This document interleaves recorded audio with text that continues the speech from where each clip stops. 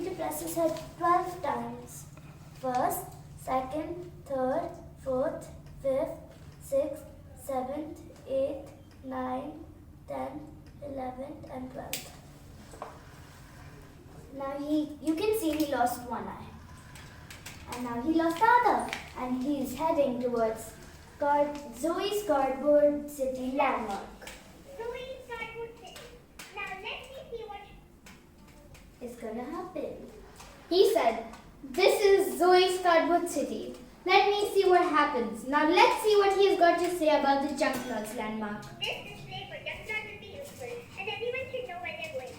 He said this place for Junkyard will be useful, as everyone should know where they're going. And it will also be pretty useful, as the Junkyard is pretty messy. I love this plan. Look how it's getting charged with renewable Energy.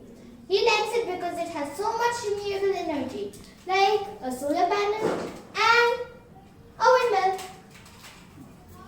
He successfully completed it with so many lights on, as you can see.